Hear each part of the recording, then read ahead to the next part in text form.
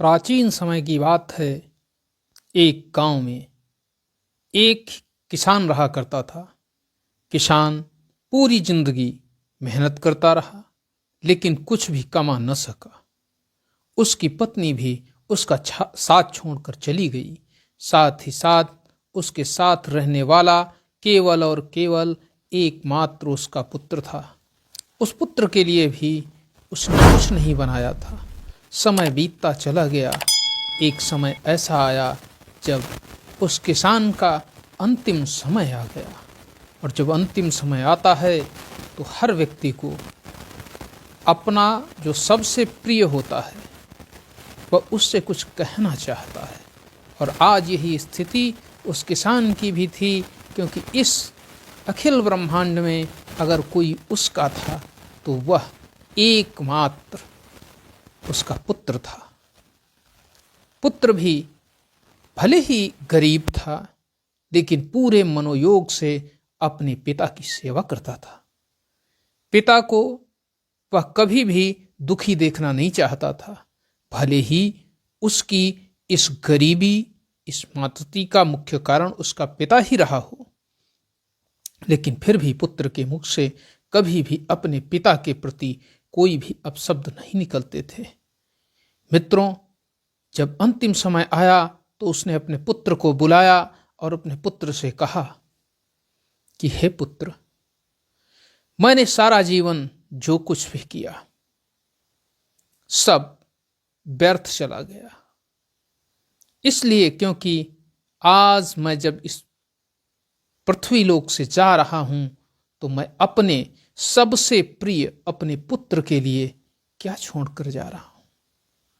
बेटा, मेरे पास कुछ भी नहीं है, लेकिन हां, मेरे पास हीरे जवाहरात नहीं हैं, हवेलियां नहीं हैं, ये बड़ी बड़ी जागीरें नहीं हैं, लेकिन मेरे पास 300 रुपए बचे हुए हैं और वह 300 रुपए मैं तुम्हें देना चाहता हूं। मित्रों, ये वो रुपए हैं जो कि तांबे के हुआ करते थे। कितना मूल्य होगा उन 300 रुपयों का जो कि तांबे के थे। वह 300 रुपए तांबे के अपने पुत्र को देता है और अपने पुत्र से कहता है कि हे पुत्र, मैं एक तुम्हें सलाह देना चाहता हूं तुम्हारी जिंदगी से दूर जाने से पहले। पुत्र भी भावुक हो जाता है और रोने लगता है और कहता है, ऐसा कैसे कह रहे हैं पिताश्री, आपके बिना मैं कैसे जीवित रह सकता हूं? मैं कैसे आपके बिना इस दुनिया में अपना निर्वाहन करूंगा? कौन है मेरा? कोई भी तो नहीं मेरा साथ देने वाला है। पिता ने कहा, बेटे परेशान न हो, यह 300 जो रुपए मैं तुमको देकर जा रहा हूं, इनको लेकर के तुम किसी अनुभवी व्यक्ति के पास जाना, चाहे वो महात्मा हो, दार्शनिक हो, उनके पास जाना और उनसे कहना कि मुझे अनुभव बता दीजिए। अर्थात 300 रुपए में अनुभव खरीदे तो नहीं जा सकते हैं, लेकिन फिर भी इन 300 रुपयों का प्रयोग करके तुम अनुभव प्राप्त अवश्य कर लेना, क्योंकि जीवन का जो अनुभव होता है वह उसी व्यक्ति के पास होता है जिसने अपना सारा जीवन अनुभव के लिए जिया होता है, कठिन संघर्ष किया होता है। तो इसलिए तुम्हें अनुभव अवश्य लेना है। और मेरे बेटे, ये अनुभव तुम्हें इसलिए लेना है क्योंकि अनुभव से तुम्हारी उम्र दोगुनी हो जाएगी, क्योंकि तुम्हारे साथ वह उम्र जुड़ती चली जाएगी जिस महान दार्शनिक से, महान महात्मा से आपने जो अनुभव प्राप्त किया होगा वह भी जुड़ता चला जाएगा और तुम्हारा जीवन सुखमय हो जाएगा। ऐसा कहते कहते बेटे का हाथ अपने हाथों में लिए हुए वह किसान, जिसका कि प्राणांत हो जाता है, और ज्यों ही पिता का प्राणांत उसका पुत्र देखता है वह विलाप करने लगता है। लेकिन अब विलाप करने से क्या होता है? अब तो आत्मा परमात्मा में विलीन हो चुकी है, अब वो वापस लौट कर आने वाली नहीं है। तभी उसके विलाप से आसपास के लोग एकत्रित हो जाते हैं और वह कहते हैं कि हे पुत्र, तुम अब परेशान न हो, क्योंकि अब आपके परेशान होने से भी ये वापस नहीं आने वाले, ये मृत्यु लोक है, इसमें जो भी आता है उसे जाना ही होता है। और वह भी चले गए।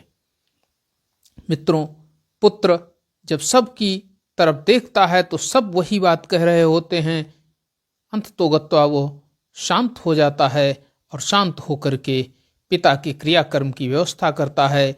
उसके बाद जो क्रियाकर्म के बाद जो समय होता है वह पूरा समय गुजारता है और उसको गुजारने के बाद वो घर में अकेला बैठा होता है और सोचने लगता है कि मेरे पिताजी ने मुझसे कहा था कि इन 300 रुपयों को दूसरी जगह खर्च मत करना, इनसे केवल और केवल ज्ञान की बातें लेना, और अगर मैं ज्ञान नहीं ले सका तो पिता को दिया हुआ वचन मेरा अधूरा रह जाएगा, और पिताजी ने अगर कहा है तो अवश्य ही कुछ सोच समझ कर कहा होगा। मित्रों, पिता सदैव ही अपने पुत्र को एक अच्छी राय देता है, भले ही वह राय पिता के अनुभव पर निर्भर करती है, पिता के ज्ञान पर निर्भर करती है, लेकिन फिर भी पिता सदैव अपने पुत्र के लिए अच्छा ही सोचता है। ऐसा सोचते हुए वह उन 300 रुपयों को लेकर के निकल जाता है। चलते चलते चला जाता है, तभी उसकी जानकारी में आता है कि एक महात्मा हैं जो कि दार्शनिक हैं और दिव्य दृष्टियां हैं उनके पास, और वह हर व्यक्ति की समस्या का समाधान कर देते हैं। तो वह चलता हुआ उनके पास पहुंचता है, उन्हें प्रणाम करता है और उनसे कहता है कि हे महात्मन, आप महान ज्ञानी हैं और मैं आपके पास आपसे कुछ अनुभव लेने के लिए आया हूं, क्योंकि मेरी उम्र अभी इस योग्य नहीं है कि मुझे आप जैसे अनुभव प्राप्त हो सकें, लेकिन यदि आपके द्वारा मुझे कुछ अनुभव प्रदान कर दिए जाएंगे तो हमारा जीवन भी सुखमय व्यतीत होने लगेगा। जब इस तरह से उसने कहा तो उन महात्मा ने कहा कि हे बेटे, ज्ञान का कोई मूल्य नहीं होता है, लेकिन फिर भी कभी कभी आवश्यकता पड़ने पर ज्ञान के लिए मूल्य भी चुकाना होता है, और जितना मूल्य ज्ञान का होता है, दिया जाता है, वह उतना ही कारगर भी होता है। तो उसने बताया कि बताइए गुरुदेव, मैं क्या मूल्य दे सकता हूं। तो उन्होंने कहा कि मेरी प्रत्येक बात का तुम्हें 100 रुपये देना होगा। अगर तुम 100 रुपये दोगे तो तुम्हें मैं एक बात बताऊंगा। तो उसने 100 रुपये दिए महात्मा को, और महात्मा ने 100 रुपये लेकर के उसे पहली बात बताई। और पहली बात क्या है? पहली बात यह है कि ठंडक के महीने में यदि बादल हैं तो आप पर्वतीय क्षेत्र में कभी भी विचरण न करें। मित्रों, 100 रुपये महात्मा जी ने ले लिए। अब उसने सोचा कि ये तो कोई खास बात तो है नहीं, लेकिन फिर भी देखते हैं, 100 रुपये और देते हैं, हो सकता है अगली बात कोई खास बता दें वह। तो अगली बार फिर 100 रुपये दिए और कहा महात्मा जी एक और बात हमको बता दीजिए गुरुदेव। तो उन्होंने कहा कि तुम ये ध्यान रखना कि कबूतर, बिल्ली और कुत्ता यदि कोई व्यक्ति बेच रहा हो, उन पर अत्याचार कर रहा हो, तो उससे उन्हें अवश्य बचा लेना, उनको प्रेम पूर्वक रखना, वह तुम्हारे जीवन के लिए लाभदायक होंगे। अब 100 रुपये फिर महात्मा जी ने ले लिए। अब उसने देखा कि 200 रुपये जा चुके हैं और महात्मा जी ये सामान्य सी बातें बता रहे हैं, लेकिन फिर भी उसको रहा नहीं जा रहा था, क्योंकि उसके पिता ने कहा था कि इन 300 रुपये से केवल और केवल ज्ञान की बातें सीखना। और वह अपने पिता की आज्ञा का पालन करता है और कहता है कि गुरुदेव अभी मेरे पास 100 रुपये और हैं, इसलिए कृपा करके हमें एक बात और बता दीजिए। अब गुरुदेव मुस्कुराते हैं और उनकी तरफ देखते हुए कहते हैं कि अगली बात यह है कि अपने घर में कोई भी अनजान औरत को ज़्यादा समय के लिए आने मत देना। अर्थात बाहर की औरत जिसे आप पहचानते न हो उसे घर के अंदर प्रवेश मत देना। मित्रों, ये तीनों बातें सीख करके वो वापस घर आ जाता है और घर आकर के अब करे भी तो क्या करे, पैसा था वो तो महात्मा जी को दे आया और अब तो पैसा भी नहीं है, घर में कोई है भी नहीं। ऐसी स्थिति में वह बिस्तर पर पड़ा रहता और दिन रात सोचा करता कि अब हम क्या करें। तभी उसे ध्यान आया कि उसके 3 मित्र हैं और वह अपने तीनों मित्रों के पास गया, क्योंकि वह 3 भी बेरोजगार थे। इसलिए उसने उनसे कहा कि ऐसा न किया जाए कि हम चारों मिलकर के कोई रोजगार करें। तो उन तीनों ने कहा, देखो, रोजगार के लिए पैसे की आवश्यकता होती है और इतना पैसा हम लोगों के पास नहीं है, इसलिए हम चारों मिलकर के यात्रा आरंभ करें। हम यहाँ से दूर देश के लिए जाएं और शायद वहाँ हमको कोई काम मिल जाए और कुछ काम करके अतिरिक्त धन कमा लाएं। मित्रों, पहले यात्राएं हुआ करती थीं। ठंडक का महीना था और चारों ने यात्रा आरंभ की। जब यात्रा आरंभ कर दी, बस 10-5 कदम ही वह अपने घर से बाहर निकला होगा, तभी आसमान में अचानक बादल घिर गए चारों तरफ से। ज्यों ही बादल घिरे तो उसको उन महात्मन की वो बात याद आ गई कि ठंडक के महीने में यदि आसमान पूरी तरह से बादलों से घिरा हो तो घर से बाहर नहीं जाना चाहिए। उसने कहा कि भाई मैं तो नहीं जाऊंगा क्योंकि ये बादल हैं। उन तीनों ने कहा, अरे यार, क्या बेवकूफ आदमी हो, बादल हैं तो बारिश तो नहीं हो रही है, कोई दिक्कत तो नहीं हो रही है, मौसम तो खुला हुआ है, क्या दिक्कत है, चलिए। उसने कहा, नहीं नहीं, मैं नहीं जा सकता। तो उन्होंने कहा, ठीक है, जैसी तुम्हारी मर्जी, तुम्हें नहीं जाना है तो घर में रहो, पड़े रहो, दाने दाने के लिए मोहताज रहो, मैं तो जा रहा हूं। और वो तीनों वहां से प्रस्थान कर गए। मित्रों, रात्रि का समय हुआ पूरा। जब सुबह होता है तो वह उठता है और जब उठता है तो पता चलता है कि रात्रि के समय जिन पहाड़ों से होकर के जाना था वहां पर मूसलाधार बारिश हुई और मूसलाधार बारिश होने के कारण बहुत बड़ा भूस्खलन हो गया। अब उस भूस्खलन की जब बात सुनता है वह, तो वह दौड़ा हुआ उधर चला जाता है। मित्रों, वह दौड़ा हुआ जाता है लेकिन उसको वहां मिलता नहीं है कुछ। वह खोजने लगता है क्योंकि उसको पता था कि इसी रास्ते से उसके तीनों मित्र गए हुए हैं।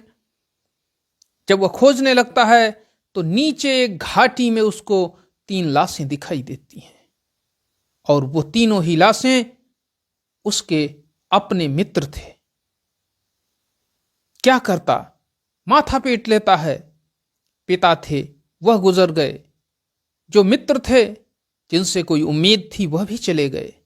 ऐसी स्थिति में वह नीचे जाता है और उन सब के जो वस्त्र होते हैं उनमें देखता है तो प्रत्येक के पास एक एक थैली 100-100 रुपए की मिल जाती है और उन सबको वहीं पर उनका अंतिम संस्कार कर देता है और उनके पास से जो पैसा मिलता है उसको लेकर के वह घर आता है।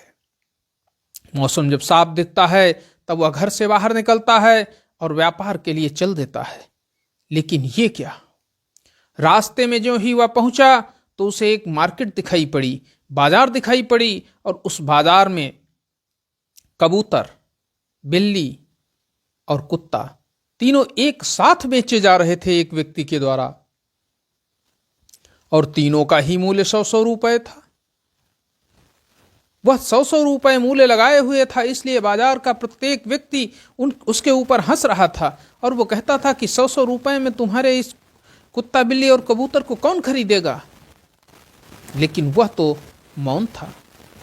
तभी ये लड़का उनके पास पहुंचता है और उसके पास पहुंचने के बाद कहता है कि मुझे आपका कबूतर, बिल्ली और कुत्ता खरीदना है। तो वह कहता है कि तीनों का मूल्य 100 रुपये है, 300 रुपये मुझे दे दीजिए और इनको ले जाइए। लड़का 300 रुपये उसे दे देता है और उन तीनों को लेकर के वापस घर चला आता है। अब 3 पशु पक्षी भी उसके पास हो चुके थे, साथ ही स्वयं खाने को भी कुछ नहीं था। ऐसी स्थिति में वो क्या करता?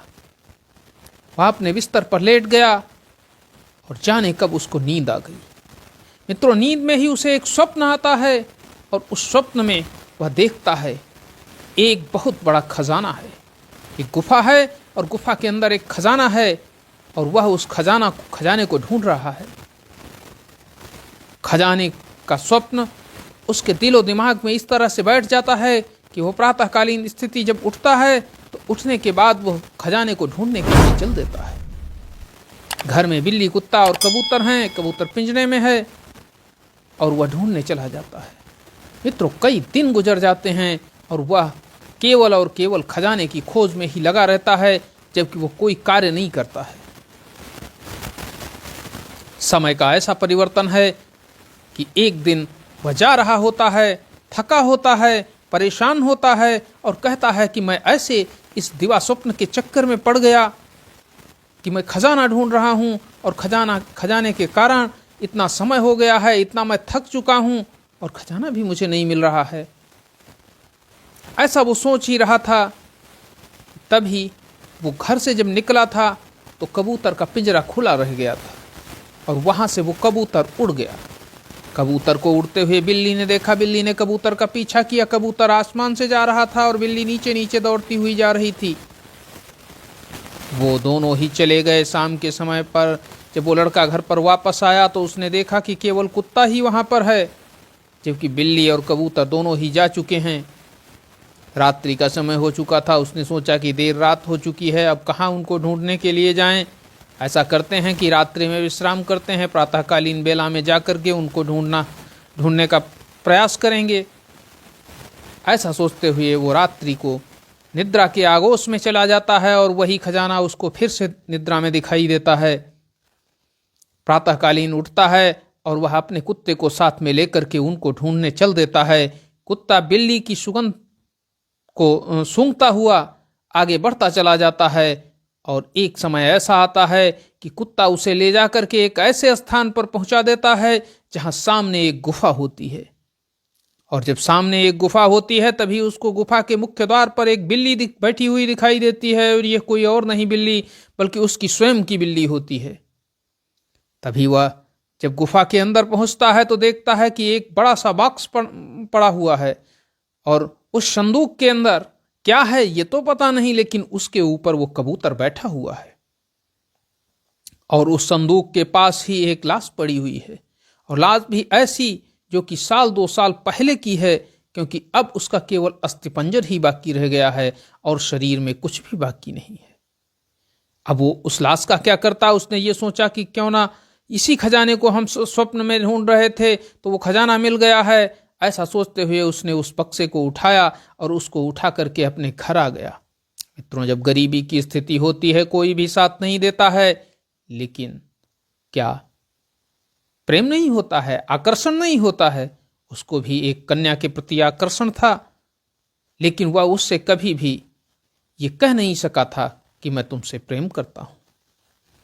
आज जब उसके पास खजाना आ गया था तो धन धान्य से परिपूर्ण हो चुका था। ऐसी स्थिति में उसने सोचा कि विवाह किया जाए, लेकिन उसे यह भी याद था कि घर के अंदर बाहर की किसी भी स्त्री को जिसे आप जानते ना हो घर में नहीं रखना चाहिए। ऐसा सोचते हुए उसने सोचा कि क्यों ना इसी लड़की के साथ विवाह कर लिया जाए जिसको कि मैं बचपन से जानता हूँ। और उसने उसके सामने विवाह का प्रस्ताव रखा और आज उसकी स्थिति बदल चुकी थी। ऐसा देखते ही उस लड़की ने भी उसके विवाह के प्रस्ताव को स्वीकार कर लिया और दोनों का विवाह हो जाता है। तो जब दोनों का विवाह हो जाता है और समय चक्र बीतता चला जाता है, काल तो रुकने वाला है नहीं, वो तो बढ़ता ही चला जाता है। और जब समय बढ़ता चला जाता है तो एक दिन उसकी पत्नी के मन में जिज्ञासा होती है कि ये इतने गरीब थे और एकदम इतने अमीर कैसे हो गए? इसमें जरूर कुछ दाल में काला है, क्यों ना इनसे पूछा जाए। और वह एक दिन रात्रि के समय अपने पति के पास आती है और पति से कहती है कि हे स्वामी, मुझे ये बताया जाए कि जब आप इतने गरीब थे पहले और फिर एकदम से इतने अमीर कैसे हो गए। अब उस लड़के ने सोचा कि ये तो मेरी पत्नी है, अगर इसके बीच हम किसी चीज का राज रखेंगे तो ये उचित नहीं है, ये धर्म विरुद्ध है, ये न्याय नहीं है, इसलिए मुझे इसको अपनी सारी हकीकत बता देनी चाहिए। और वह अपनी सारी हकीकत बता देता है कि किस किस तरह से उसे ये खजाना मिला है और उस खजाने के कारण ही वह धनाढ्य हुआ है और खजाना उसका कहाँ छुपा हुआ है। मित्रों, इसी गांव में एक बुढ़िया रहती थी जो कि ठगों की मुखिया थी और वह एक भिखारिन का भेष बना करके घूमा करती थी और चारों तरफ वो पता लगाया करती थी कि किसके पास कहाँ कितनी रकम है और उस सारी संपत्ति को वह चोरों के द्वारा, ठगों के द्वारा वहां से गायब करवा देती थी और अपना हिस्सा ले लेती थी। जिस खजाने को इस लड़के ने प्राप्त किया था, उस खजाने पर भी उस बुढ़िया की नजर थी, लेकिन उसको पता नहीं चल रहा था कि वो खजाना ले कौन गया। इसलिए उसने नगर में घूमना आरंभ कर दिया और घूमते घूमते घूमते घूमते वह पहुंच गई इस लड़के के घर पर। उस दिन लड़का तो वहां था नहीं, उसकी पत्नी थी और पत्नी बड़ी ही भोली भाली थी। उसने देखा कि माताजी बुजुर्ग हैं